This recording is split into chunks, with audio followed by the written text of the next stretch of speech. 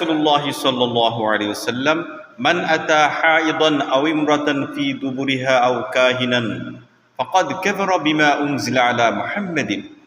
আল্লাহর রাসূল সাল্লাল্লাহু আলাইহি ওয়াসাল্লাম বলেছেন, যে ব্যক্তি কোন ঋতুকালীন মহিলার সঙ্গে সহবাস করবে, অথবা কোনো মহিলার পায়ু পথে সহবাস করবে, অথবা কোনো গণকের কাছে আসবে, ফাকাদ কাফারা বিমা উনজিলা আলা মুহাম্মাদিন, মুহাম্মদ সাল্লাল্লাহু আলাইহি সাল্লামের উপরে যা অবতীর্ণ হয়েছে সব কিছুর প্রতি যেন সে কুফরি করল। এই জন্য আল্লাহ রাসূল যা নিষেধ করেছেন তা বর্জন করতে হবে, যা আদেশ করেছেন তা মানতে হবে।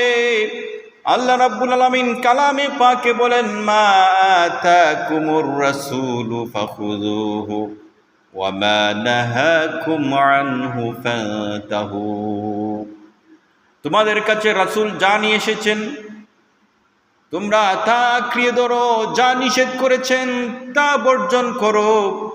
আল্লাহর রাসূল আমাদের যে দিক নির্দেশনা দিয়েছেন সবগুলো আমরা মানব।